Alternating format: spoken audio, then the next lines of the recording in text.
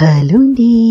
మాతి కిచెన్‌కి మీకు స్వాగతం. ఇవాళ నేను మీకు తెచ్చేసాను హోటల్ స్టైల్ దాల్ తడకా. ఇది ఎంత కంఫర్ట్ ఫుడ్డో, అంత హెల్తీ ఫుడ్డు. మీరు కూడా కంపల్సరీగా ట్రై చేయండి. 2 కప్పుల కందిపప్పుకి 1/3 కప్పు మనం పెసరపప్పు అనేది యాడ్ చేస్తాం. ఈ పెసరపప్పే ఈ పప్పులోనే బైండింగ్. కొంతమంది శనగపప్పు కూడా వేసుకుంటారండి. చక్కగా 2-3 సార్లు కడుక్కున్న తర్వాత 5 కప్పులు నీళ్ళు వేయండి. 1-2 రెబ్బల వెల్లుల్లిపాయ వేసి, అలానే 1/4 స్పూన్ పసుపు వేసి ప్రెషర్ కుక్కర్లో 3 విజిల్స్ వచ్చే వరకు పెట్టుకోండి. ఇది నేను చెప్పినట్టు చేసుకుని వేడి బాస్మతి రైస్లో కానీ రోటీలో కానీ తింటే అబ్బా ఏమైనా ఉంటుందా అండి. ముందుగా ఒక మీడియం సైజు ఉల్లిపాయలు, 2 మీడియం సైజ్ టమాటాలు, 4 పచ్చిమిరపకాయలని ఇలా కట్ చేసుకుని సన్నగా పెట్టుకోండి. 5 స్పూన్ల నూనె వేయండి. దాంట్లో ఒక పెద్ద స్పూన్ జీలకర్ర, ఒక పెద్ద స్పూన్ జింజర్ గార్లిక్ పేస్ట్ వేసి చక్కగా ఫ్రై చేసుకోండి.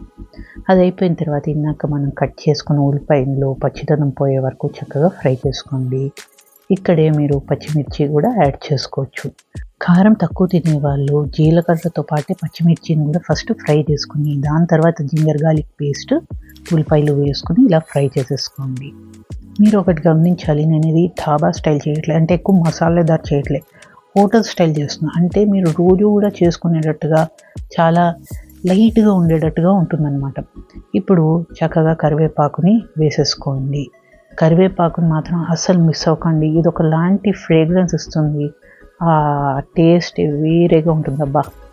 1/2 స్పూన్ ఉప్పు, ఒక పెద్ద స్పూన్ ధనియాల పొడి, ఒక 1/2 స్పూన్ గరం మసాలా, ఒక 6-7 చిటికెల ఇంగువ, ఒక 1/2 స్పూన్ దేగి మిర్చి పౌడర్ వేసి పచ్చిదనం పోయే వరకు ఫ్రై చేయండి. ఈ రేషియోస్ అస్సలు మార్చకండి, ఇలానే ఉంచండి.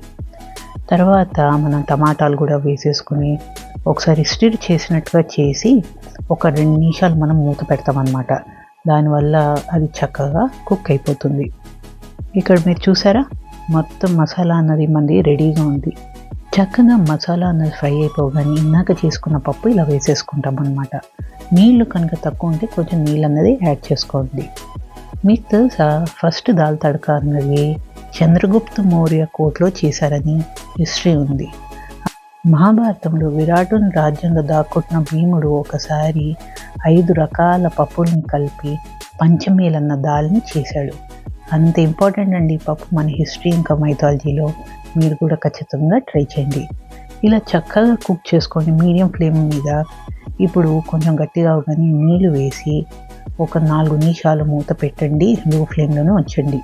ఇప్పుడు తడక అంటే పోపు పెట్టుకున్నాను రండి. 4 స్పూన్ల మంచి నెయ్యిని తీసుకోండి. తర్వాత మన దగ్గర ఉన్న వెల్లుల్లి రెబ్బల్ని ఇలా కట్ చేసుకోండి, సన్నగా ఫ్లేక్స్ లాగా రావాలన్నమాట. అలా అయిన తర్వాత ఇందాక వేడైన నెయ్యిలో ఒక పెద్ద స్పూను జీలకర్ర, అలానే ఎర్రమిరపకాయల్ని వేయండి. కొన్ని వాటి తురుములు కూడా తీయకండి, చక్కగా ఫ్రై చేసుకోండి. అవి ఫ్రై అయిపోయిన తర్వాత ఇందాక మనం కట్ చేసుకున్న వెల్లుల్లిని కూడా వేసి కొంచెం గోల్డెన్ కలర్ అయ్యే వరకు చక్కగా ఫ్రై చేసుకోండి. వెల్లుల్లి అన్నది పచ్చదనం పోయి ఒకలాంటి గోల్డెనిష్ టింట్ వస్తుందండి. అక్కడే ఆపేయండి, మరి ఎక్కువ బర్న్ చెయ్యొద్దు, ఎందుకంటే అది పళ్ళల్లో ఇరుక్కొని ఇరిటేషన్ వస్తుందన్నమాట. ఇలా మొత్తం ఫ్రై అయిపోయిన తర్వాత స్టవ్ అని ఆపేసి ఒక 1/2 స్పూన్ కారం వేయండి. ఆ వేడిలోనే దాన్ని కుక్ చేసుకోండి. తర్వాత ఎండింగ్లో కొంచెం ఉప్పు అన్నది పైన స్ప్రింకిల్ చేసుకుని ఇది పక్కన పెట్టుకోండి. మొత్తం పప్పులో స్టార్టింగ్లోనే యాడ్ చేయొద్దు. మీడియం ఫ్లేమ్లో ఉన్న మన పప్పులో నేను 1/4 కప్పు కసూరి మేతిని చాలా సన్నగా నలుపుకొని వేస్తాను. అలానే దాన్ని లో ఫ్లేమ్ మీద ఉంచి మూత పెట్టి ఉంచుతాను అన్నమాట.